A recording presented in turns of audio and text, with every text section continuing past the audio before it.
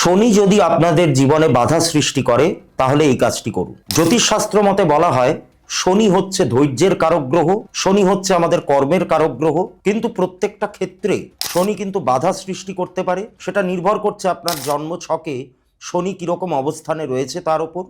এবার শনি সম্পর্কিত যে বাধাগুলো আপনার জীবনে আসছে, প্রপার ওয়েতে আপনারা সাকসেস পাচ্ছেন না, তাহলে এই উপায়টি একবার চেষ্টা করে দেখুন।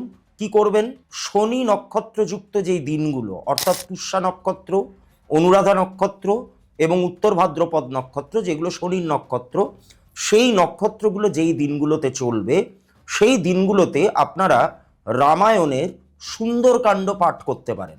রামায়ণের যে সুন্দরকাণ্ড, এই কাণ্ডটি কিন্তু হনুমান সম্পর্কিত। তাই এই কাণ্ডটি যদি আপনারা এই নক্ষত্রযুক্ত দিনগুলিতে পাঠ করেন নিষ্ঠার সাথে, ভক্তির সাথে এবং বিশ্বাসের সাথে, তাহলে শনি যে বাধাগুলো সৃষ্টি করছে আপনাদের জীবনে, সেগুলো কিন্তু ধীরে ধীরে কাটতে থাকবে।